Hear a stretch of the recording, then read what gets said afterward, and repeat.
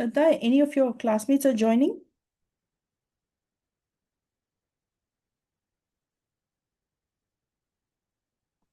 Ma'am, I will drop the message on our college group. Yeah, yeah, please do. Huh? Thank you. Yes, yes, thank you.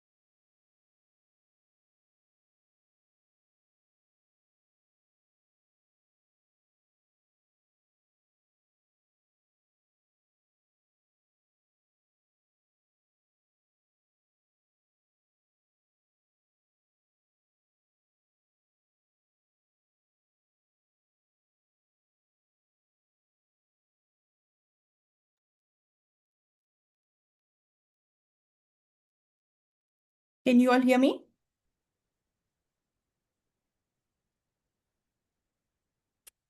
Yes, ma'am. Okay, shall we start the class? Yes, ma'am. Just give me a minute.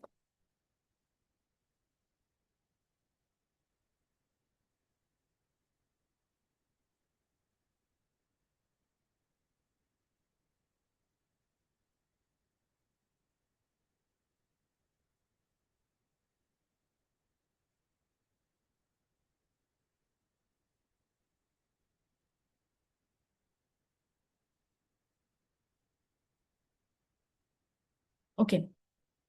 So, till now we have completed dharma. So you've all understood that concept well, I guess, right? So dharma is that which sustains us, dharma is aligned to the nature, dharma is aligned to sustenance, all those things, okay? So you should be able to actually write a short note on what is dharma. Now, today we will basically look at a very specific kind of dharma, which is relevant for you all because you are all doing a management program and you are all basically grooming to become corporate leaders, right? If not corporate, in your own individual businesses. So, that very topic is what we're going to talk about. Okay, what is the dharma for leaders? So, the next 1 or 2 classes we will be looking at this. So let me ask a question. What do you think that dharma is called? Dharma of a leader.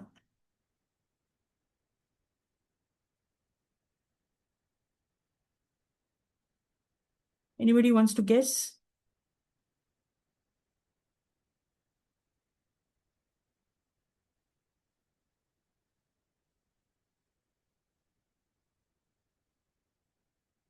Which varna is basically a leader?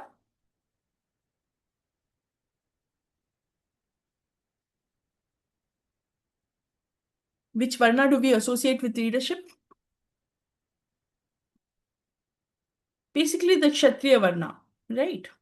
So Kshatriya. Kshatriya varna. So this dharma is the Kshatriya dharma, but more specifically it's called Raja dharma. Because Kshatriyas could be soldiers also, Kshatriyas could be police, should be anybody who protects is a Kshatriya. But very specifically within Kshatriya, the leadership part of it is basically the Rajadharma. Okay. So Rajadharma is basically what we are going to read. So to understand Rajadharma, we are going to look at some of the texts that are there in our. So I'll not put the Sanskrit in front of you because I don't want to confuse you. But we will be looking at some of the translations and understand even at that time, okay, in the olden days also, they had a very clear understanding on what a leader should be like. So you remember that we saw that the source of all Indic knowledge is mostly in the Vedas. Do you all remember that? Yeah? Okay. Yes, ma'am. So we saw there are 4 Vedas. We also saw that these Vedas are not very easy to understand for normal people. Okay. So the Vedas, around the Vedas, other subject matters were created so that you can understand the Vedas. So if you directly open the Vedas and start reading it, you will not understand. In fact, you'll get more confused. So the Vedas are called the Shruti because they are heard, downloaded, heard, and in the mind, and then they're written. Okay. So they created something called the Smritis. Smritis, so we saw Vedas are not created by any human being. Okay. It's considered to be of divine origin. But the Smritis are created by people. They are written books by different people, okay, over a period of time. So there are different types of Vedanga, Smritis. You have the Upavedas, Vedangas, Upangas, so many. Okay. Why I'm showing you this again and again is I want you all to understand that the Indian literature is very, very rich. Okay. There are so many texts and so many works which have been written, and each one covers one particular area. So, for example, if you look at the Upavedas, Dhanurveda is all about war, missiles, archery, all of those things. Gandharva Veda is basically everything to do with music, art. Okay. Ayurveda, you all know, Ayurveda is medicine. Even today, it is being practiced. Okay. And there are so many things Ayurveda can do which modern medicine may not be able to do. Okay. Like, for example, very good management of health and reversal of diseases. Like, for example, people who have diabetes and all, modern medicine doesn't have a solution. They just give them insulin. But Ayurveda can actually make diseases like diabetes go away because of how they understand the process of nutrition. Okay. So, like that, there are very strong sciences. So, Dhanur Veda, Gandharva Veda, Ayurveda. Another one is Arthashastra. Arthashastra is the science of economics. Okay. So little bit of Arthashastra we will understand in later classes. One small piece. Then there are other subjects like the science of sound. How do two sounds come together to create a third sound? That's called shiksha. Then there is a science called kalpa, which is to do with all the Vedic rituals. But there is so much mathematics in kalpa. So, for example, it will say for the same circumference, how do you create a pot which is round, and how do you create a pot which is square? So they use lot of geometry, trigonometry concepts in kalpa. Okay, even that famous Pythagoras theorem is in the kalpa in the form of Shulba Sutras. Okay. Jyotisha, we all might have heard of it as astrology, but Jyotisha, the main contribution of Jyotisha is basically to know the orbit of planets. So long time back itself, they knew how Saturn moves, how Jupiter moves, how Mars moves, what's the orbit like. And they've created calendars and they have mapped the position of the stars and they've created navigation systems. These were the navigation systems that the Europeans later used to basically, conquer the oceans. Okay, in colonial times. Vyakarna is the language, is the subject of grammar. Nirukta is the subject of etymology. What is etymology? Origin of words. So why do we call book book? Why do we call table table? Why can't we call a table a book and a book a table, like that? Okay, so what is the origin of words in Sanskrit? Okay, because in Sanskrit the origin of words is very important because the word is the same as the meaning. Like I told you, I think in one of the earlier classes, an elevated platform with a flat back, that describes a table, and that is also the word for table in Sanskrit. So the word Utpitika means elevated platform, elevated back, and it describes a table perfectly. So Utpitika is the word for table. So like that, in Sanskrit, the word means this. The word has a meaning. The name of something actually describes that object. Like I told you, I think I gave another example of a word for tree.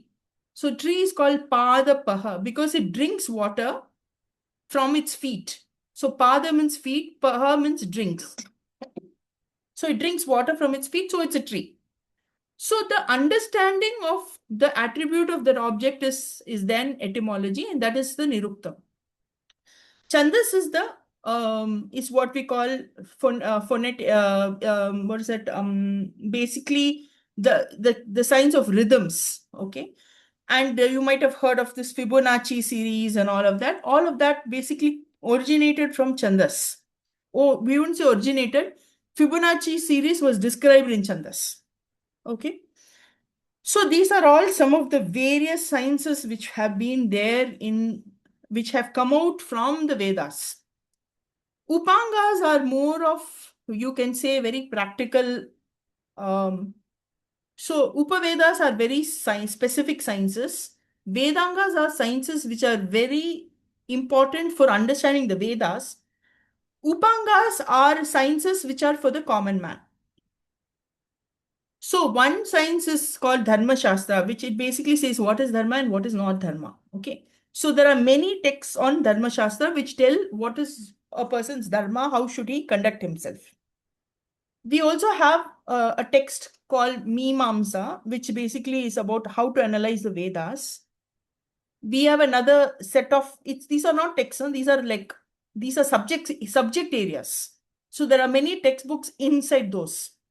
Nyaya is the science of logic and reasoning. So how do we put things logically? How do we conclude things? How do we gain knowledge? What is right knowledge? What is wrong knowledge? How does distortion in knowledge happen? All of that is discussed in length in Nyaya. Okay, so this is what we call this is the basically the science of logic and reasoning. Okay. And then one more section within the Upangas is the Itihasa and Purana. Okay. Does anybody remember what are the Itihasas? History, ma'am. history. It's history, okay?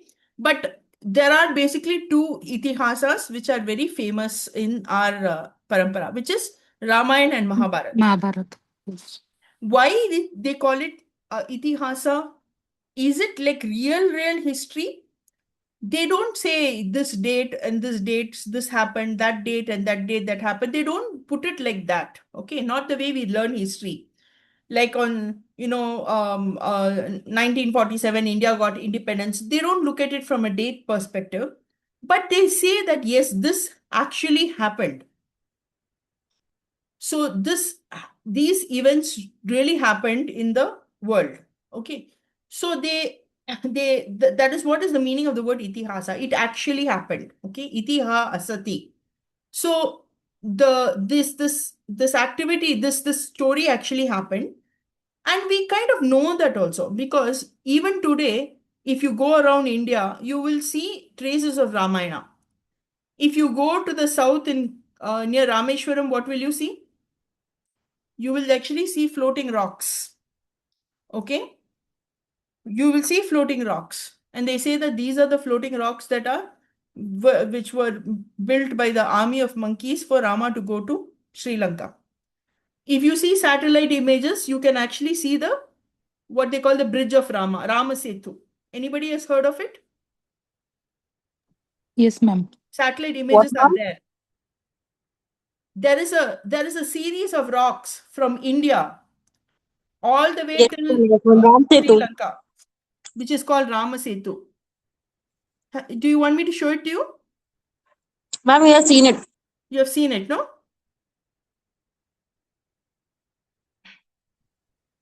Okay. If you have not seen it, I can send you an image maybe after this class. So there are so many stories that said Rama came here, Rama came there, he did like this, he did like that. The description of the Ramayana also has lot of stories about where he went. First he went to this place, then he went to this place, then he went to this place. The entire journey of Ramayana is basically mentioned, including places. And those places even today have the same names. Mahabharata is also like that. Okay. Most of, if you go to the north, especially in Uttarakhand and even Delhi, Indraprastha basically was Delhi. Okay. That is Hastinapur. All of those places even today exist. So there is a lot of proof. You can say not, I wouldn't say concrete proof, but there's a lot of symbols of Ramayana and Mahabharata that exist even in today's India. Why am I telling all of this? Because within the Ramayana and Mahabharata, we have lot of literature which not only tell us the stories of Rama and all the kings, but it also tells us how they behaved. Okay, how did Rama behave? How did the kings of how did Krishna behave? How did the Kauravas behave? How did the Pandavas behave? So how did the good guys behave? How did the bad guys behave? Everything is given to us in these texts. So when we read these texts, we'll actually have a very good understanding on dharma, leadership, what to do, what not to do.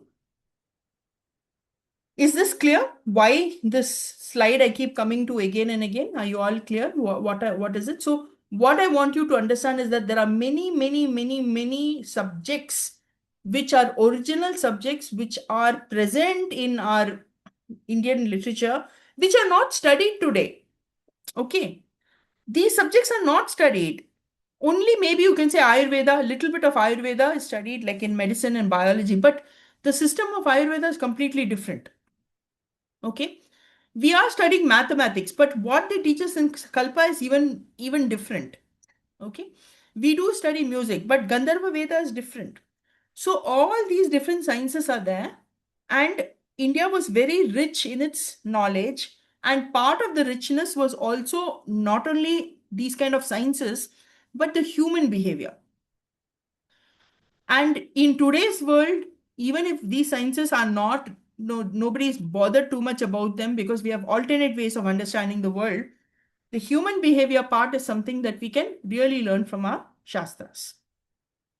Is this clear to you all? Any questions?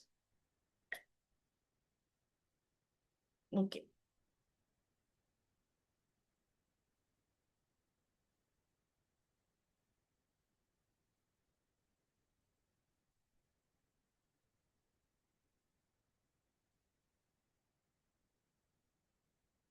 So the Itihasas and the Puranas and the Shastras, these are all sources of understanding the Rajadharma.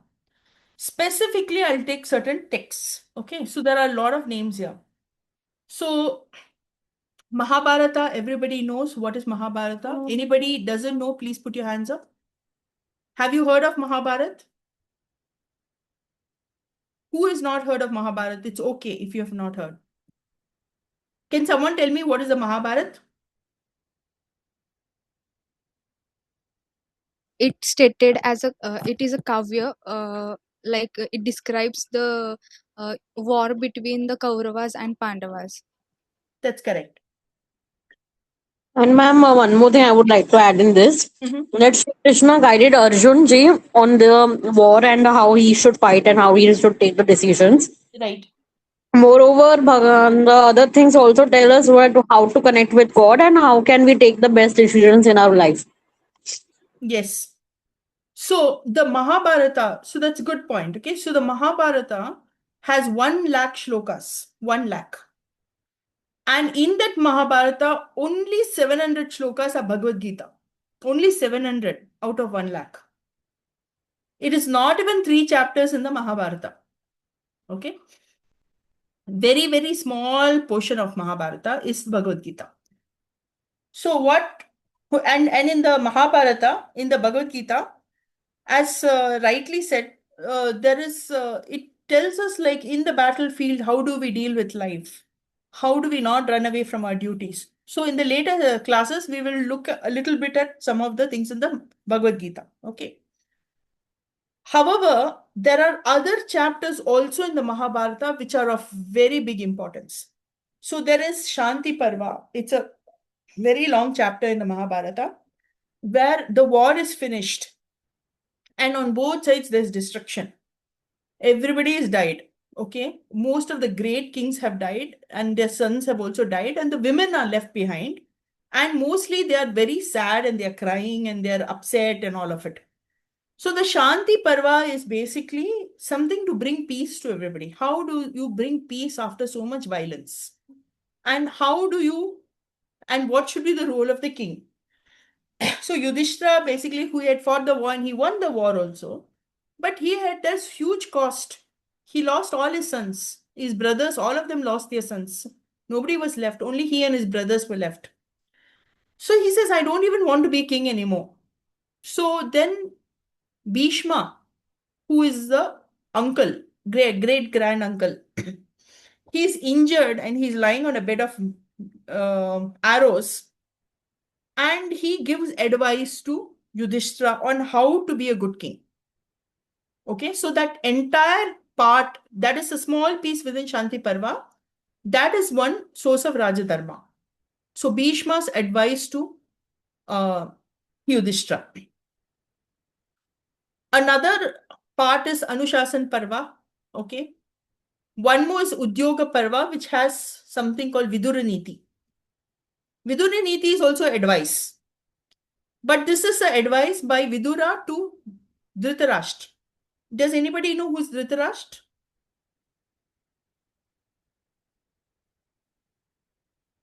Yes, he was the king of the Hastinapur. Yes. So basically, there were 2 brothers. There was Dhritarashtra and there was Pandu. Dhritarashtra was blind, so the kingdom went to Pandu. Pandu fell sick and he went to the forest. And so the kingdom came back to Dhritarashtra. Now, Dhritarashtra had 100 sons and Pandu had 5 sons. Now, when Pandu's sons came back, they are called the Pandavas. Dhritarashtra's sons are called the Kauravas. So now, both had claim on the throne. Both said that they felt that they were, Dhritarashtra was the eldest. His son was Duryodhana and his brothers. Duryodhana said, my father is the king, I should be the next king. But the throne went to Pandu, and so Pandu's sons also had a right on the throne. Okay. Although it went back to Dhritarashtra. And they said we should also be the king. More importantly, people felt that the Pandavas needed to be the kings because they followed dharma better. They were more, they were better people, better leaders. But still there was a war between them, and there was a, there were a lot of frictions before the war happened. So in one of the cases, no, one of this, one second.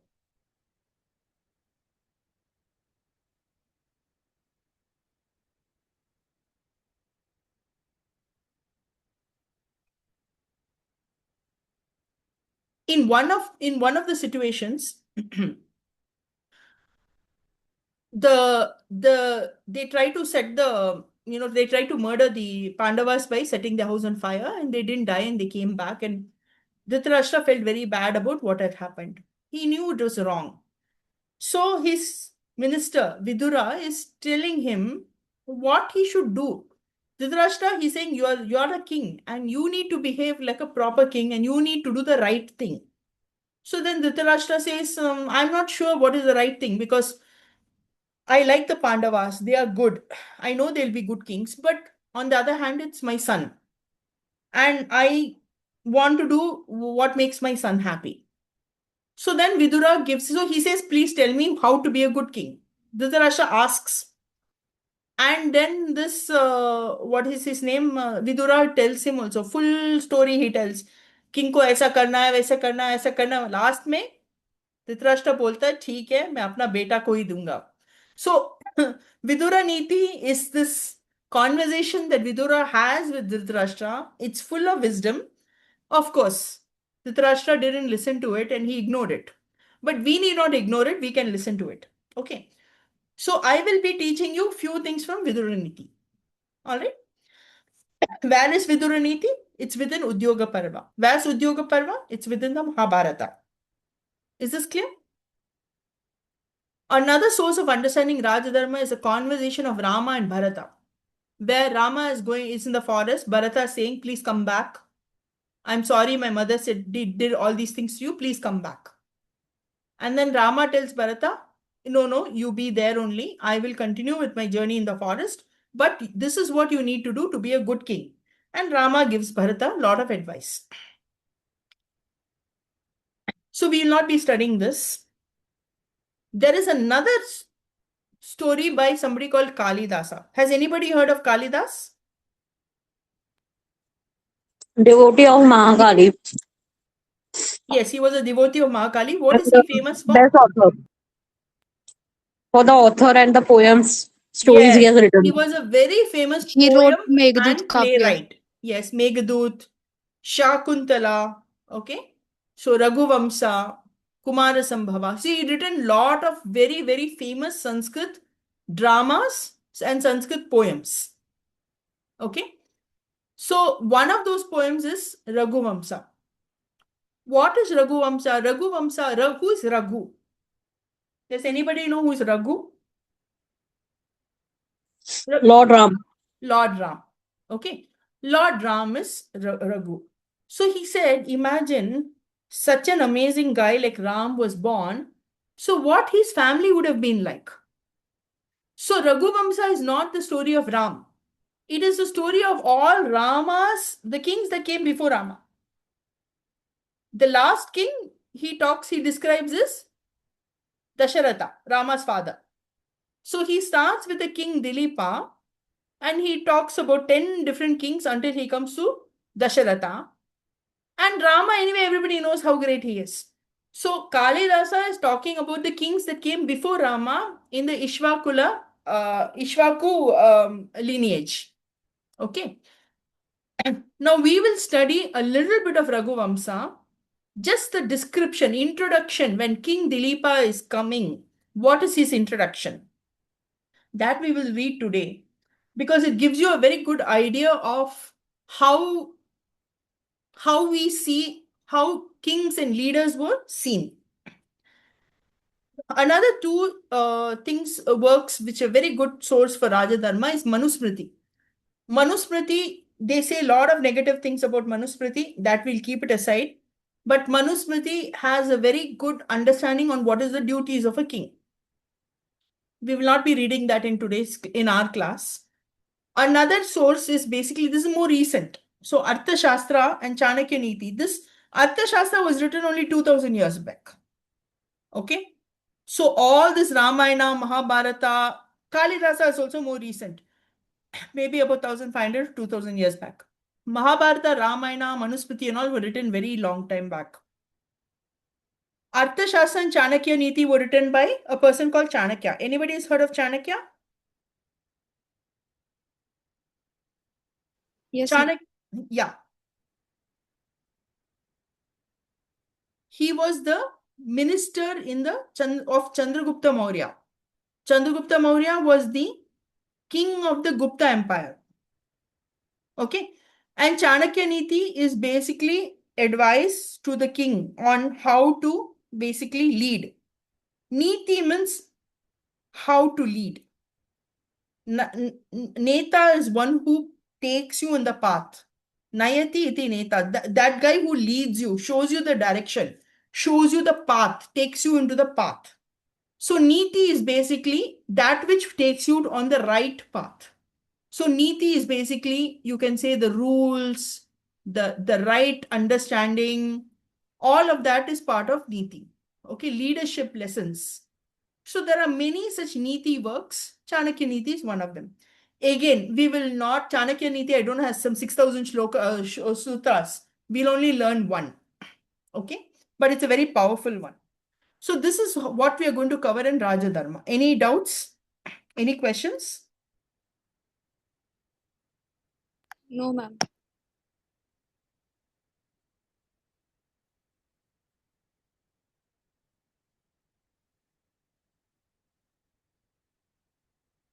So what is Raja Dharma?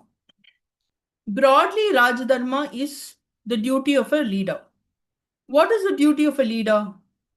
Not to show his power on others, but to use his power for the benefit of others. And how does he use his power for the benefit of others? He uses it to protect people, to guide people, to sustain the kingdom. How does he sustain the kingdom? What will make the kingdom sustainable? If the people are happy, healthy, and prosperous. So he sustains the kingdom. And happy, healthy, prosperous. He needs to make sure they are all of that is there. How does he do that?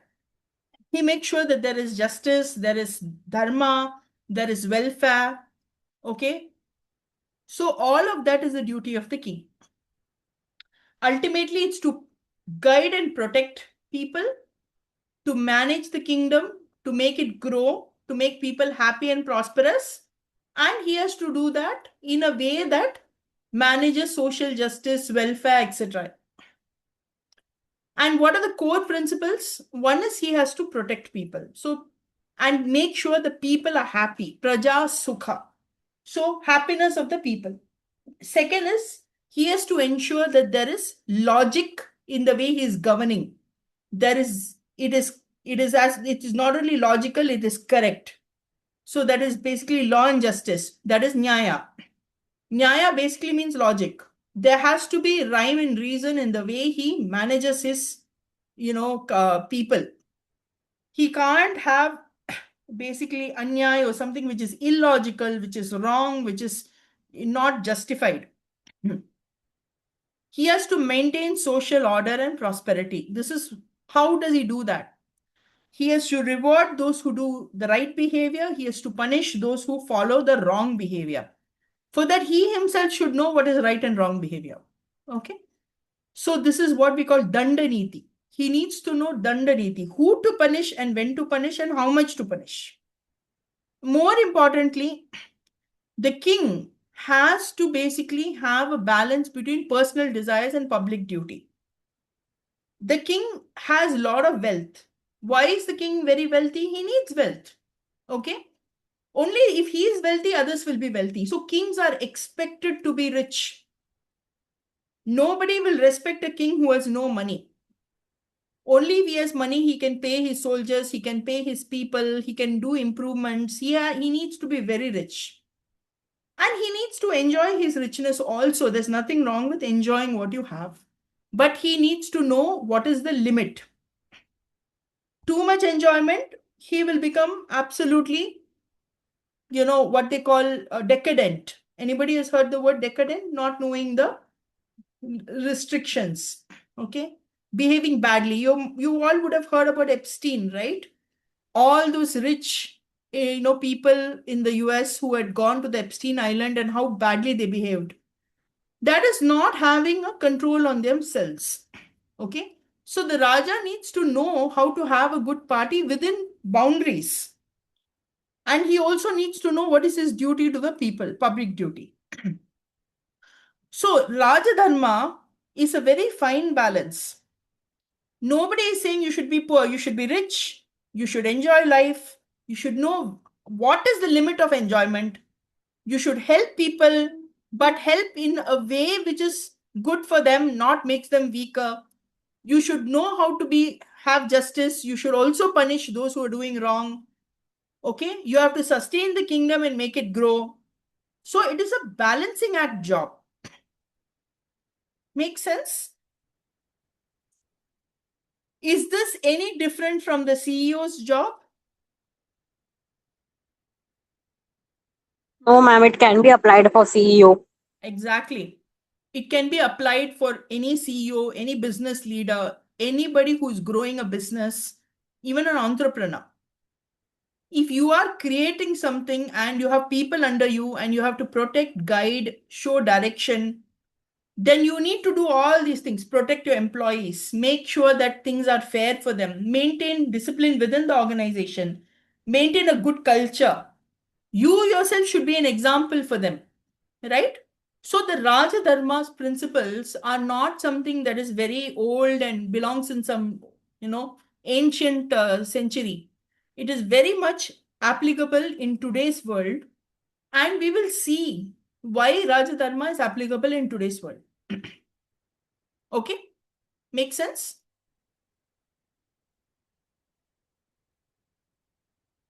So we'll come to this.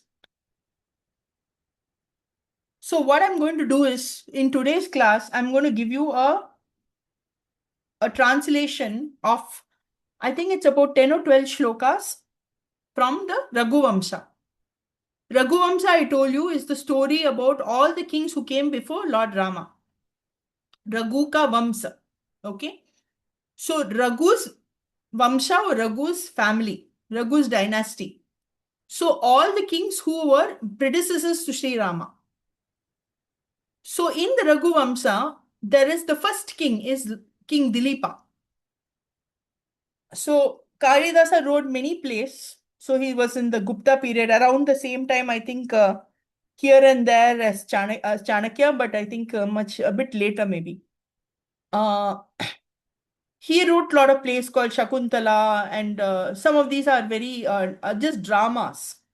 Even Raghuvamsa is not a very, not a very deep play, but that description of King Dilipa is very good because it tells us that in that time also how they expected their kings to be.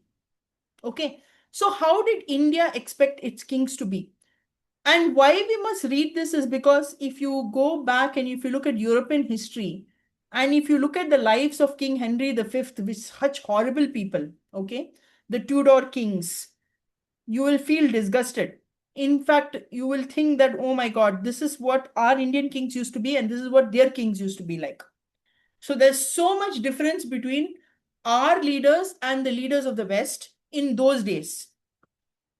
So even today, we have a lot to learn on leadership by reading our texts. Okay? Is this clear to you all? Yes, ma'am. So about the Raghuvamsa a little bit, okay, and then we will take a break. Before the break, I'll give you a note. So I'll give you a small note. We'll take a slightly longer break. It is 4:30, no? I'll give you time till 4:45. You can take a break and also use the time to read this text. And 4:45, we will start an analysis on the text of Raghuvamsa. So Raghuvamsa is this we are reading about the story of. So there are many stories in Raghuvamsa. There are 10 kings. One of the first king is King Dilipa. And there's a story about him. I can tell you that later. The main idea about this text is the lessons in leadership. Okay, and what is a leader like? What is the behavior of a leader? Okay, so I will send this to you. Who should shall I forward it on WhatsApp? Yes, ma'am, you can forward it to me. I'll share it with the students. Okay, Aishwarya, 1 second.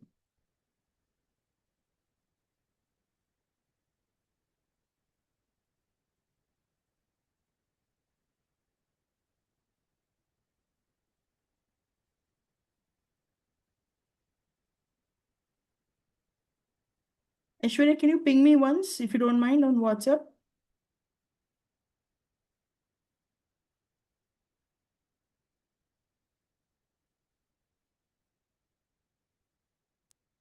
Ma'am, I did.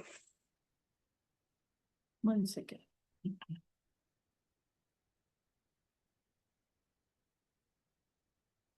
It's not showing properly for me.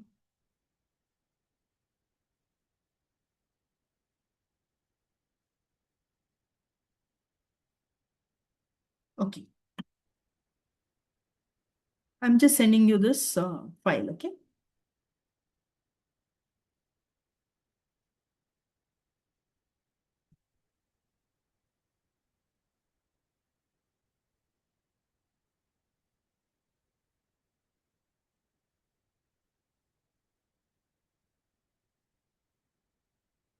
Ma'am, I got your hi. Yeah, yeah. You got this now?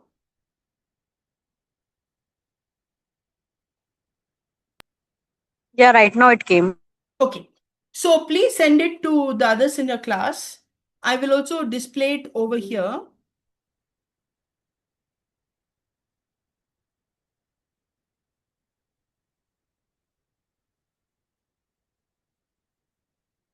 Excuse me, ma'am. Yeah. Ma'am, I had a question. Hmm. At the notes, as you said last time, you will share it. So have you shared it, ma'am? I have shared it, no? Ma'am, because we are not receiving MDT See, students. yeah, MDT students is what I'm trying to say, that there is a bounce, the service I have preventing. forwarded the mail to MDT students. I'll check it again. Yeah. I wrote that on the mail also when I sent it. So there is some kind of rule which is preventing me from sending any external mails to you. I don't know why. And I forwarded it to Vaishnavi also. So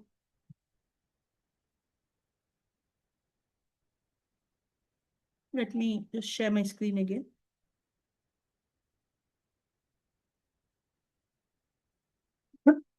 So,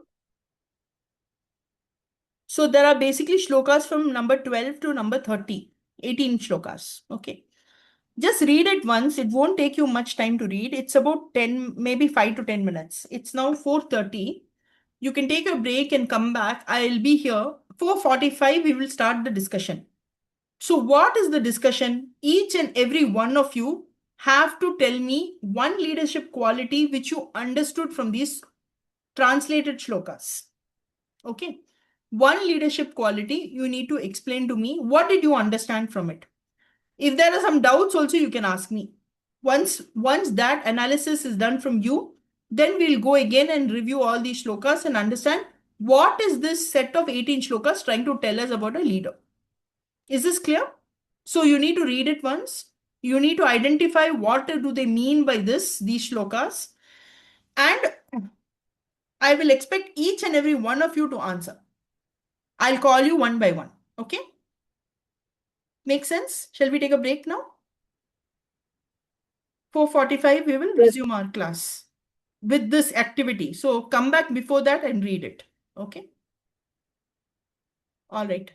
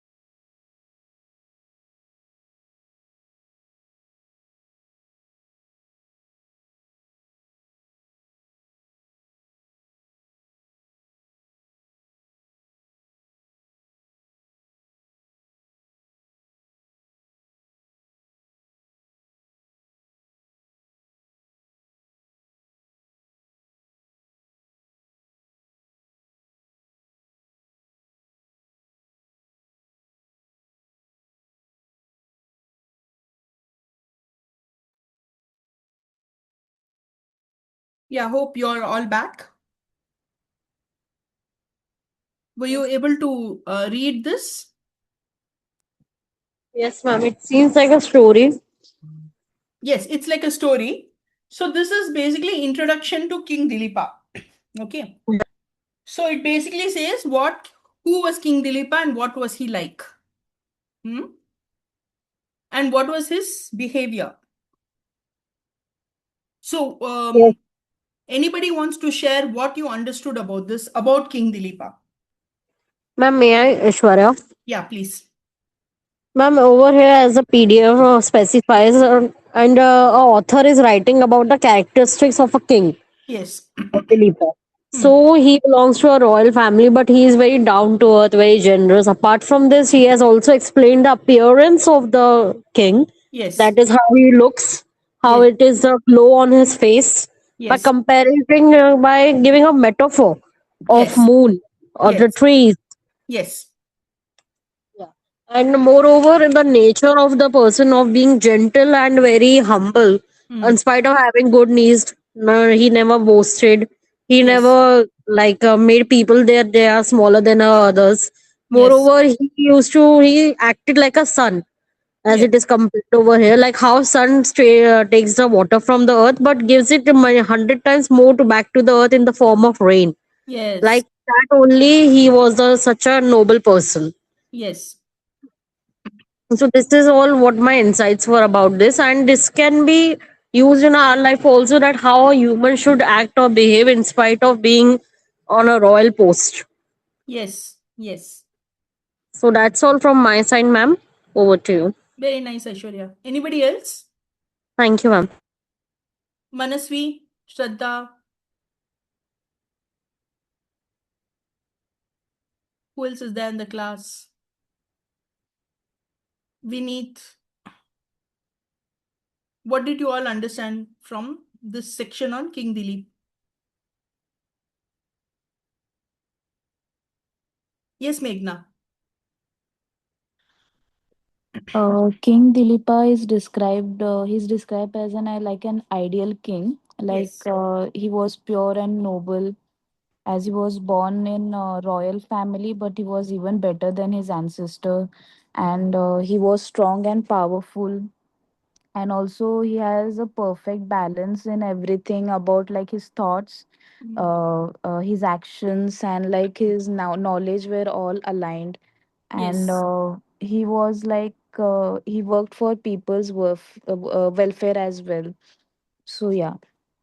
Yes. Very good, Meghna. Anybody else wants to add?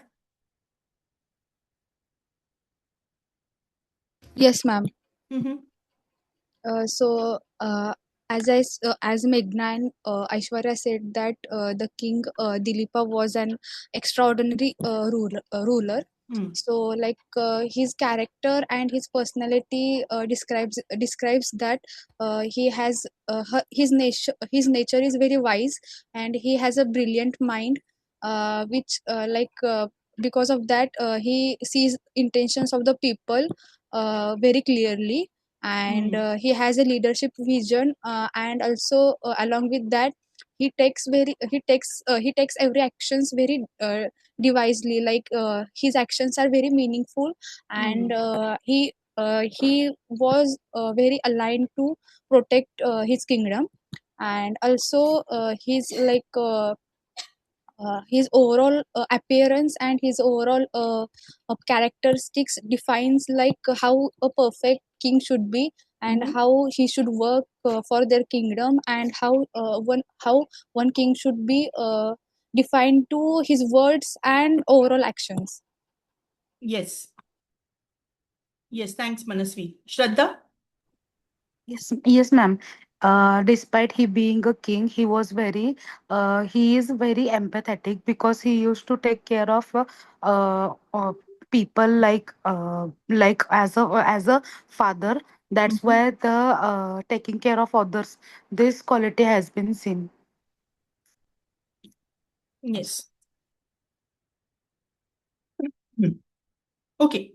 Very good. Any of the boys in the class want to answer? Santosh, um, Abhishek.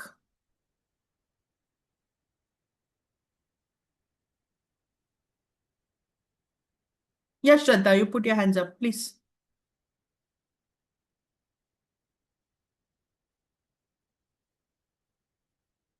It was means right before I was answering. Okay. So these shlokas, now this 18 shlokas, we'll just quickly go through them, okay? And then we'll classify them into few broad areas. So it says that he came from he was from a royal family, okay, and he was from the royal family. He came like the moon, okay. So basically, already it was a very good family, and in that very good family, he was like one of the best, okay, the best, like the moon from the ocean of milk. Why are they saying that? Because our families basically shape us, okay. um the family can be rich or poor, doesn't matter, but the quality of the family members. So if you learn good things from from your parents, so if your parents don't give you the right kind of, you can say, the right kind of behavior, what we call samskaras, then it is quite difficult for you to develop the right attitude at a young age. You might learn it later on through a very difficult process, but basically the values have to be installed at a very young age. So in that case, he had a family which was a very good family, and then he was basically like the brightest in that. The next shloka says that it describes him: broad chest, strong shoulders. Why is this so? Because in those days, no, kings fought physically also. So it was required that he be physically impressive. But more than that, what they're trying to say is that you need to be commanding in presence, right? So not just the way you present yourself should be the way will basically will impact the way you lead. So if you're not able to, you don't have to be tall and strong and broad shouldered or anything like that, but you have to be physically impressive, is basically what we can take from this. Okay. Also, a leader has to be leading by example. Okay. So you can't have a person with a weak mind who is a leader. So his mind was sharp, his intellect was sharp, his knowledge was sharp, and that is the reason why his actions were aligned with his knowledge. So he was knowledgeable, but he also acted based on that knowledge. Okay. So there was an alignment between his actions and his knowledge. Then so there are a lot of them. Maybe I have consolidated them into groups. We look at these groups. Okay.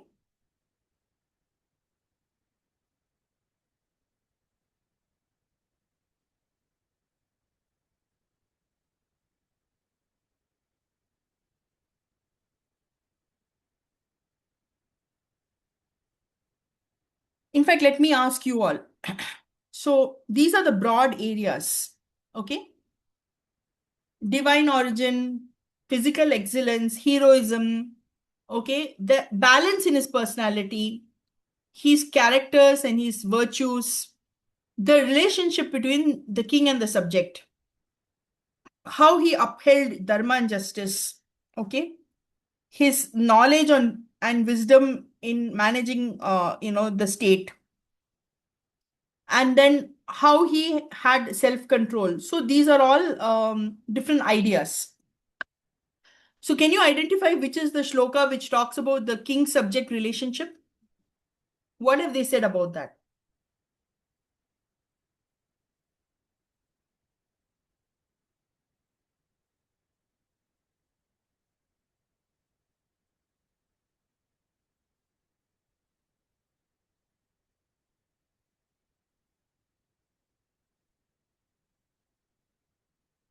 So it Yeah, says the that, yeah, harmony of personality can show the relationship. it says that he was both awe-inspiring and approachable to the people, which means that he was impressive and still he was gentle. He was very awe-inspiring and yet approachable. Okay.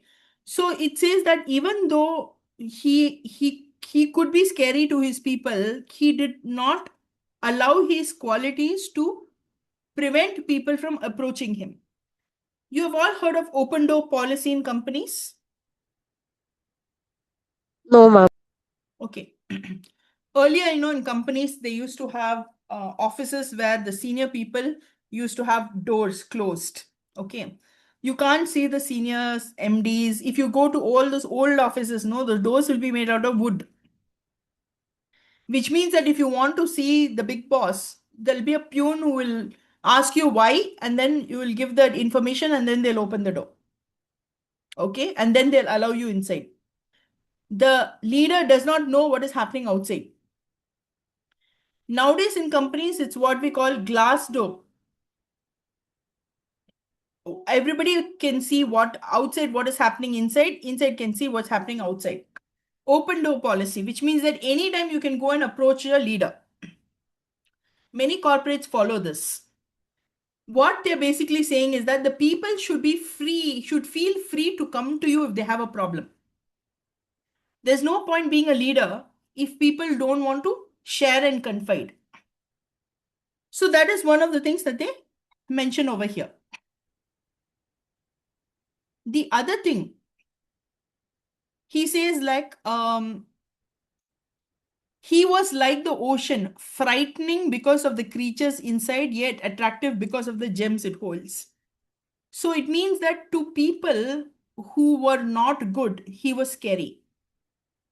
So all the thieves, all the criminals, all the negative people, they were afraid of him. He was like he was a scary place. So like the ocean has got a lot of gems. You get all these you get pearls and things like that which are present in the ocean. At least earlier we used to get. Now most of it have been taken. And the ocean has got also a lot of strange creatures like octopus, this, that, sharks. So you don't know what creature will eat you up in the ocean. So they say that he was like that ocean nobody could understand, very deep. Sometimes he could turn, in a way in which will not be beneficial for you if you're a bad person. Or he could end up rewarding you, just like you get a pearl from the ocean, you get rewarded by the ocean. He could reward you with riches. Okay, based on the kind of person that you are. That is not clearly mentioned over here. Okay, and it also says that like a fitted wheel guided by a charioteer, his people never strayed from the path. You've seen the train is going on the track. So it's a similar analogy. The cart is going in the path. The train is going on the track. His people were like the trains on the track. They never came out of the track. He showed the track, they followed the track. So his relationship with these people was like that. Okay. There's another one. It says that he collected tax only for the benefit of the people. Means he took taxes from them, but not to keep the money for himself. He took the taxes like the sun takes the water. So sun sucks up all the water, but it creates clouds and gives rain. So he took some taxes from people and he used that wealth to help the people. So basically making roads, making lakes, creating economy. Development Just of the city. sorry? Development of his kingdom. Correct, development. Just like how all governments are supposed to do, right? And we're seeing sometimes the government is doing that. More importantly, there was no corruption in those days, right? Nowadays, when they collect taxes, also half the tax goes off in corruption. In his case, he collected it.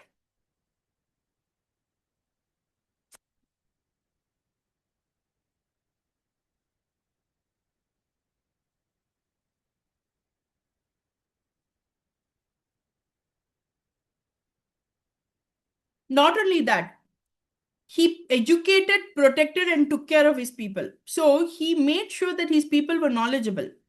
He protected them from external, uh, other countries invading. And he was like a father. Okay, so The relationship between him and his people was almost like a father that protects. The biological father only gives birth, but he gives guidance and support. So they are saying he's even better than a father.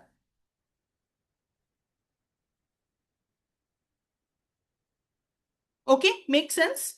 So the relationship between the king and his people, a leader and his people, should be like a nurturing relationship.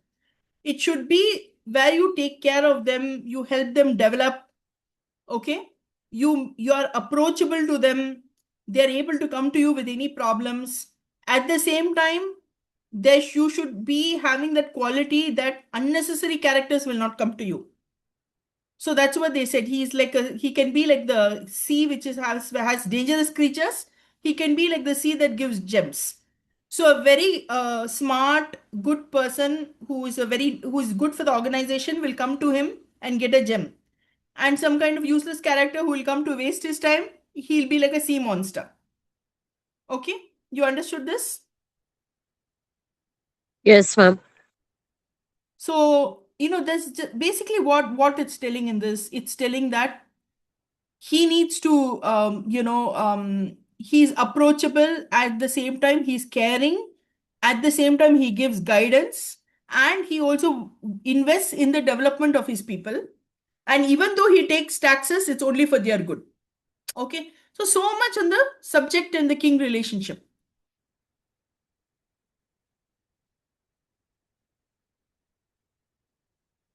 Then we can look at his taxes.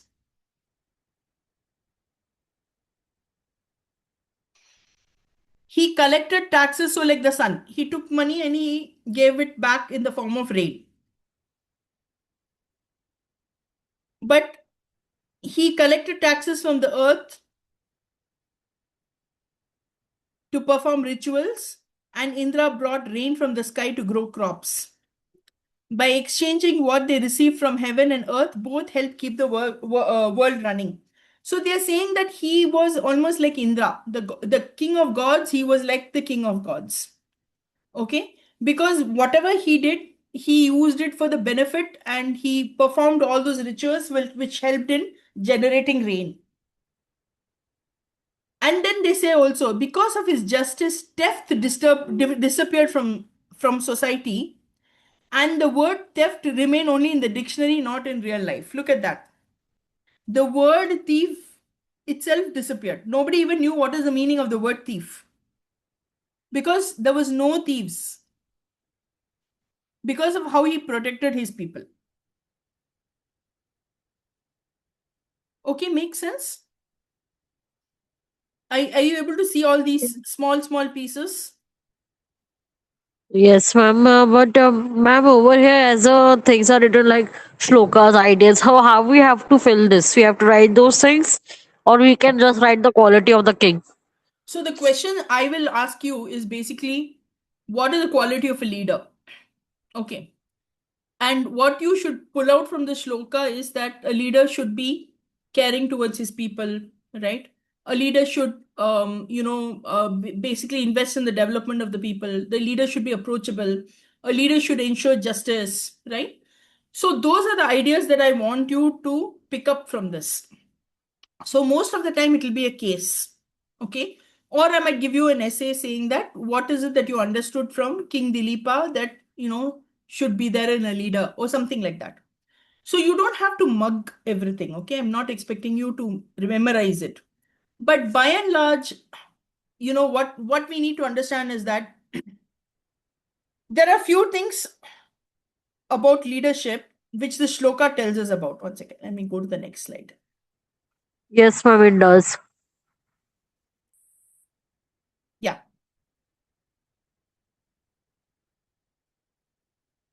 So it tells us that We have to write the numbers or the shlokas. no, you don't have. I will not expect all that. Okay. I Okay. just want you to understand these concepts. So basically, these are the concepts. So the leader needs to be compassionate. Okay. The leader has to lead by example. Okay. Because it's his sacred duty. So mastery, self-mastery is important. So the leader cannot be a person. Leader leads by example. He has to master himself. He has to have self-control.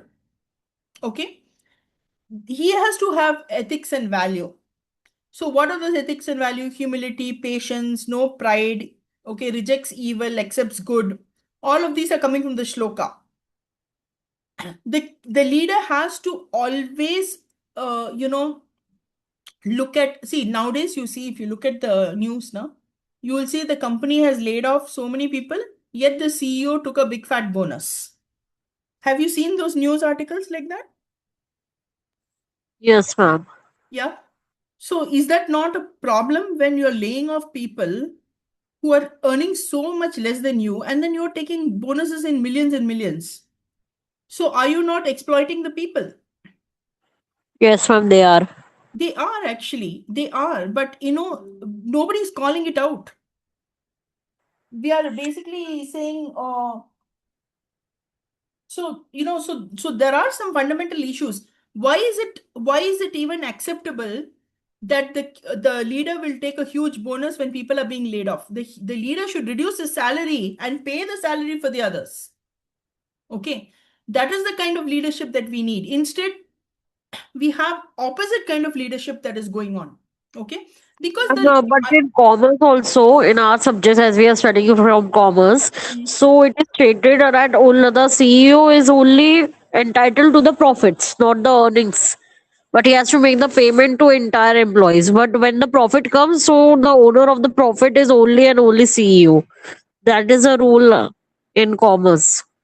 Correct. And is that actually a fair rule? So the fact is No, that these kind of this model, okay, of commerce is a Western model where the whole organization is looking only after few shareholders. Okay, we have different kind of business models in India. Have you heard of the company Amul? yes, ma'am, union model. Yes, that was the model earlier. Everybody is a member of the company. Everybody has equal value, and the profits are distributed amongst all the owners, which is the cooperative. Okay. Yes, What ma'am. is wrong? A cooperative model creates a wealthy country. Okay. This kind of shareholder model creates only wealthy people. We don't need wealthy people. We No, don't ma'am. need a few wealthy people. We need many to be wealthy. So if you look at India in the past, India was a country where everybody was wealthy. But now India is a country where there are a lot of people who are poor and some people who are very, very rich. So,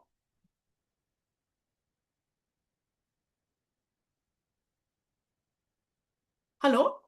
Yeah. So you understand the point that I'm trying to make, right? The way we look at leadership is completely different from the modern way of looking at leadership. Why is this IKS course put? Because most of your textbooks tell you that the CEO is entitled to the money, the shareholder is entitled to the money, employees only get salary, right? That's what you've learned. Now, that is what you think life should be. But this is not how India operated. So, at some point of time, some of us will become the kind of leaders that create corporative kind of companies. Some, no doubt, might go back to the same model. Some might. But some of you might create these kind of companies, or at least you might want to create companies where everybody benefits. Is this clear? This idea is clear to you? Yes. No, is it possible in today's world? I don't know. There are models, like, because this Amul was created in such a way. It is an example of something which is very successful. But at the same time, many times cooperative models have collapsed. Why have they collapsed? Right? So these all we have to understand based on the value systems that we have over here. Another thing about leaders is that he needs to enjoy life but without attachment. And duty is more important than enjoyment and desire. How many times do we learn about self control in our Western model? Do we learn about it? Not really. Not at all. Not at all. Okay. So Ma'am, it He, can be said as the quality of a leader, but there is a very less explanation. But how to do it, no one tells. yeah, but we have actually, we looked at the Panchakoshas and the Indriyas and the Manas and the Vasanas, right? So when you look at yoga and all of that, it actually tells you how to get rid of the Vasanas. We did that, right? We did how that we understood what are how see in this we are not learning practical applications. We are only learning theory. Where will you learn the practice? By performing things like yoga. When you start getting into practices like yoga, that will basically will be the thing that teaches you how to be without attachment, and that happens over a period of time. Does this make sense? Absolutely, ma'am. Okay. So this course is not teaching you yoga. This course is teaching you why should you even try yoga? Because yoga will help you, manage to be in control of yourself. Yoga will help you purify your mind. Yoga will help you with greater self control. Yoga will help you with detachment from, unnecessary things. Through yoga, you become more balanced. Through yoga, you will learn humility, patience, etc. And why are all these things important? Because this is ideal leadership for us. Okay? People who follow dharma, people who can implement dharma, that is what we consider as ideal leadership. Okay. Any thoughts over here? Got it, ma'am. It was a good exercise. Now the important thing is that this shlokas which I give you, it is not an advice, okay? It is the description, it is a story, it's a novel actually, and it's just introduction of the king. So it is not that he is giving us, Kalidasa did not tell us this is what a good king is like. These are the rules you have to follow. He didn't give it to us as some kind of format, okay? That this is what you have to follow. He just described a good king, and so many qualities came out. And this is not a leadership course. This is a romantic novel. Okay, so the description of the ideal hero, and this is the description that comes out. So what I'm trying to tell you is that values, character, behavior was so much part of us as a civilization that even in a novel, a work of it was partly a work of fiction. Raghuvamsha is like considered a novel actually. Okay, a novel in a poetry form. Okay, in that we can get so much of intelligence on leadership, and it is not a description of how to be a good leader. It is just the description of a king. Before introducing the hero, 18 shlokas about the nature of the hero. Why is this important? Because what I want you to understand is that our Indic knowledge has a lot of hidden knowledge in it. Raghuvamsha is not taught in a leadership course. I am teaching it to you in a leadership course. It is not taught in a leadership course at all.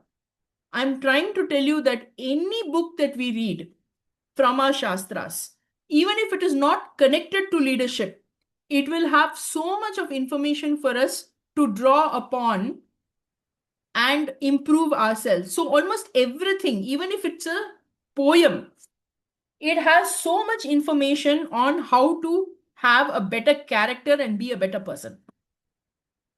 Is this point clear to you all? Yes, ma'am. Everybody understood this?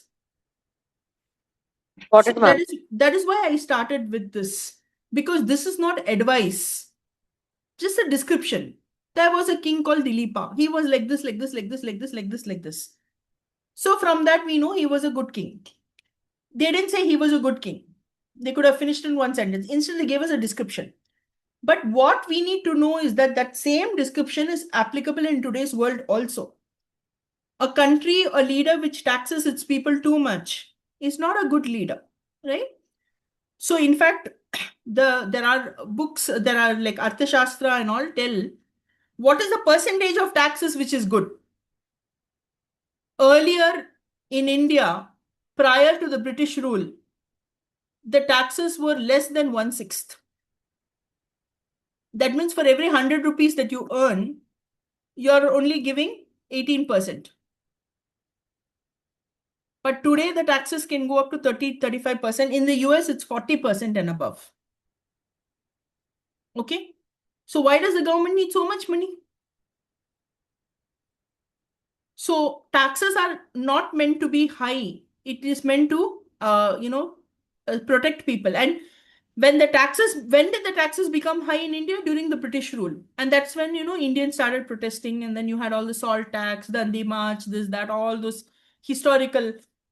You all should, actually read the Indian freedom struggle, not as a history, but to understand how much torture our ancestors went through before they actually revolted against the British. Okay. So why are we saying this? Because the Western understanding of right and wrong is very different from our understanding. For them, when they became kings, what do they want to do? They want to squeeze everything. Even today, they're behaving like that. CEO will take all the money and fire 100 people, fire 1,000 people, fire 20,000 people. But CEO will take a big bonus. Whereas we will say that the CEO will actually donate his wealth. So the king in a Rajasuya Yagya actually donates all his wealth. The moment he becomes the most powerful king on earth, the first thing he will do, he will start donating. That is what we call Yagya. Okay. So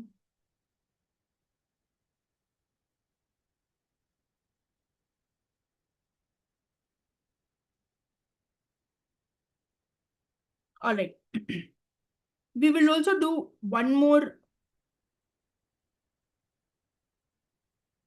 piece, which is coming from the Chanakya Niti.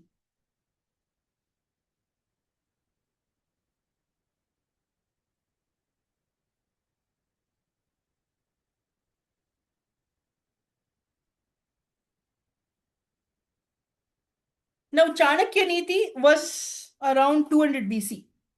Okay. Who wrote it?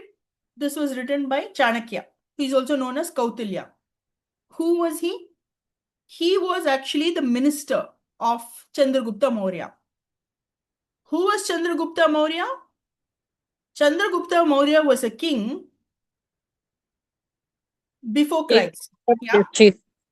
Look at the map of Chandragupta Maurya. This was India under him.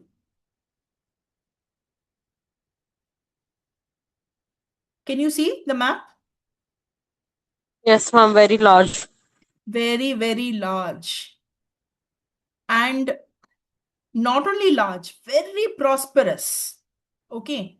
India was so prosperous, lot of trade. We used to do trade with the Arabs. We used to do trade with the Germans, Greeks.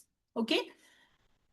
And there were a lot of small kings who were all, associated with Chandragupta Maurya. Okay. So he was the emperor, and there used to be small areas. There used to be smaller kings under him. Chandragupta Maurya unified India. Okay. And probably one of the most successful kings in the last 2000 years. Not only that, during this period, the Gupta period, so many important works started coming. Works on astrology, on astronomy, on mathematics, on grammar. India was not only rich, India was intellectually rich. Some of the biggest Ayurveda texts, Sushrasa Samhita, Charaka Samhita, all were around this time. Okay. So India was just like this magnet. And there is this work written by Megasthenes. He is a Greek traveler. He came from Greece to see India. Everybody wanted to see India because they felt, oh, India is this very amazing place. And they wrote about India. They said, oh, India is very clean. People are very good, people are very honest. You should read what Megasthenes talked about India during that period. Very honest, very good people, very kind people, very helpful people, very clean people, very intelligent people. Now, do we consider India a country like that these days? People will say India तो गंदा ही है यार, सब गंदा है यार, सब मतलब सब बेकार है यार, सब चोर है, right? When did we become like that? After the British came and taught us about, And they people taught us of their India values. themselves say that we are India में सब चोर है. Yeah. But India was never like this. It was the land of the scholars. And how do we know? We have proof of the writings of the the past travelers.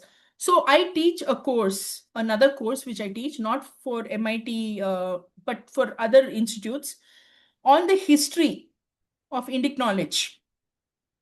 And until the 15th and 16th century, before the British came, India was so respected in the world.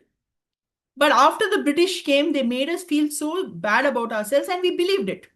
We believed everything they said. They said, "Ah, look at this person. He's matlab not even wearing shoes. Nanga pair mein ghum raha hai.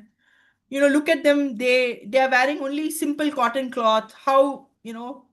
So our simplicity and our good nature and our values were treated badly. Honest people were treated as stupid. Intelligent people were treated as weak. Simple living was treated as very unsophisticated. And Poverty. then we started believing it. We started thinking, oh, wealth only means we are great. If we show off only, we are great. If we are like this only, we are great. So we actually adopted their value system. If we put another person down, then I am great. But you look at it in case of King Dilipa, he doesn't put anybody down. He values everybody, right? So the king encourages people to talk to him. But here we say, oh, usko, I will show my intelligence by putting him down. I will usko kaat dunga, isko kaat dunga. So we are actually getting some mixed understanding of what is power, mixed understanding on what is greatness, because of the value systems that were there, which are not part of India. Does this make sense? So why am I talking about Chandragupta? Because Gupta period was probably the best period in the last 2000 years, where India was so powerful, the most powerful 2000 years ago. And the man who helped build this empire, the personal advisor of Chandragupta Maurya, he wrote a book. Should we not study it?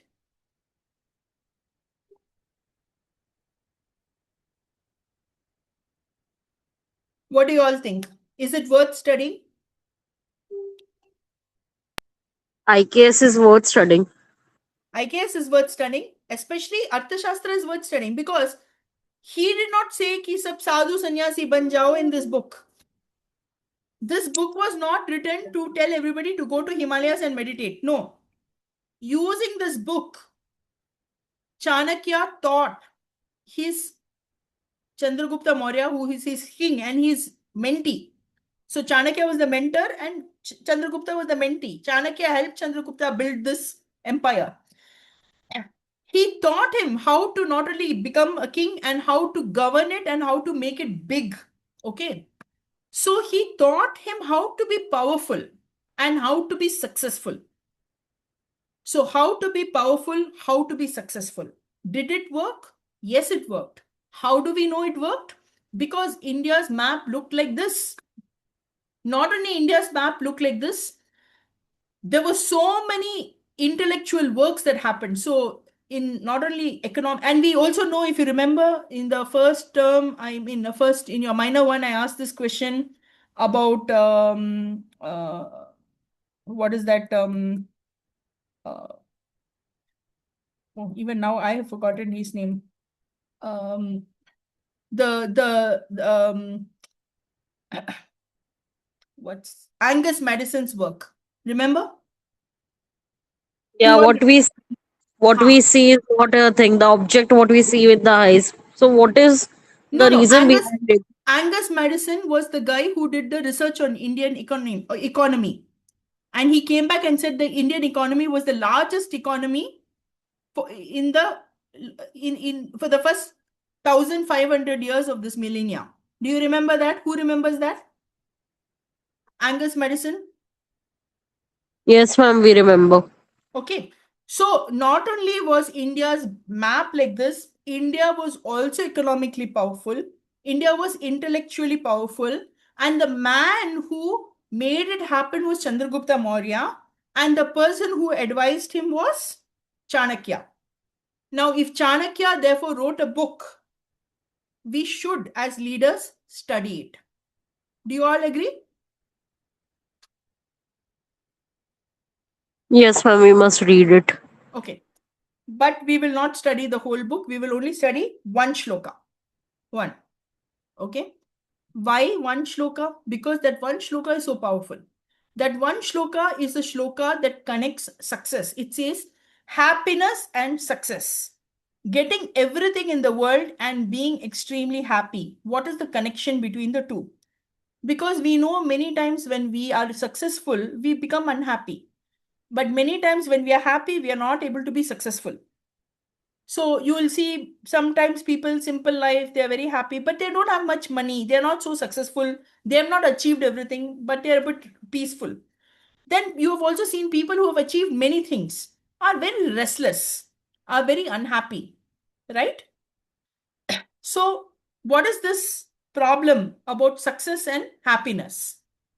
He has given a connection on how to connect happiness and success. Okay. So I want to take it, but it's going to take some time. Should we wind up today's class and take it in the next session? Okay, ma'am, fine. Is it longer one? It's quite long. Okay, so ma'am, we have to then take it for the next session. Okay. So we'll keep it in the next session. I'll take attendance. Any questions till now? No, ma'am. So this is the shloka that we will be studying. Okay. He says, Sukasya moolam dharmaha, dharmasya moolam arthaha, arthasya moolam rajyam, rajasya moolam indriya jayaha, indriya jayasya moolam vinayaha, vinayasya moolam vidopaseva, vidopasevaya vijnanam, vijnanena atmanam sampadayet. Sampaditatma jitatma bhavati, jitatma sarvartaihi sanyujyet. May not make much sense, but basically there is a gradation. Okay, so this is a translation. I will leave it with you. Okay, you can look at it if you want, you can take a screenshot. Basically, he says this, and we will analyze this maybe in the next class. I'm just introducing it. So he says, what is the root to happiness? Sukha. Sukha means happiness. What is the mula? What is the root? What is the cause which makes you happy? Without that, you will not get happiness. What is it? Dharma. So unless there is, you know, unless there is justice and sustainability, you cannot be happy. You cannot be happy when there is no justice, when there's no sense of right, when there's no sense of right and wrong, you cannot be happy. So he connects, he says, what is happiness? And then he says, happiness is because of dharma, dharma is because of artha, artha is because of rajya, rajya is because of control over the senses. He gives a full chain. Okay. And then finally he says, somebody who has done self mastery gains everything. So success. So the end part of the shloka is success. The starting part of the shloka is happiness. How is happiness connected to success is basically the trail of this shloka. And somewhere in the middle is basically something called Vriddhopaseva. So Vriddhopaseva is the connection between dharma and basically sukha and sarvartaihi. Okay, so basically getting everything that you want and being happy after getting it. The connection is somewhere in the middle. Okay, and that connection is Vriddhopaseva, and we will look at that connection in the next class. I think it's so I'll do attendance right now. I'm leaving you all 15 minutes ahead of time. Any questions till now? No, ma'am. Ma'am, can you share the things which are discussed today with Manasvi or someone so that we can get the notes? Okay, I'll send the notes across. There are not too many notes. I'll send the notes across. Okay. I'll send the notes for the next class also, maybe. Okay.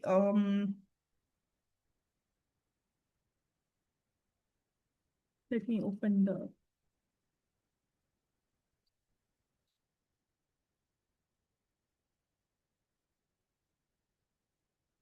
Meghna is present.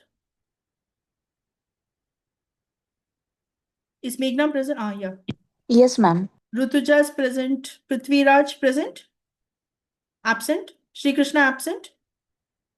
Is Suraj present? Yes, I can see him. Vineet. Present, ma'am. Vineet is present. Abhishek. Present, ma'am. Okay. Pooja. Pooja is absent today. Mayur absent. Aishwarya is present. Bharat is present. Present. Bharat is present. Okay. Santosh. Present, ma'am. Dhaval. Dhaval absent. Present, Rehan. ma'am. Rehan is present. Double present, ma'am. Dhaval is present. Rehan is present. Absent. Shraddha. Ma'am, Suraj is present. Suraj is present. Yes, I have marked you. Kedar absent. Prerna. Is Prerna present today? Absent. Savari is absent. Yash absent. Manasvi present. Sangam absent. Okay. I think you all need a certain level of attendance to basically get your write your exams, right? Yes, ma'am. So are these students absent in other classes also? Ma'am, some of them have joined the placement, their They've job. joined. Oh, they've Yes. joined placement, is it? The ones who are absent have joined placement? Okay. I'll anyway check it with your coordinator so that tomorrow there's no problem. Mhm. Okay. All right. Thanks, everybody. We are about 10 minutes ahead of time. I'll see you all next Tuesday. Again, we'll have 2 hour class. Okay. And we'll complete Rajadharma and start on some new topics. Thank you.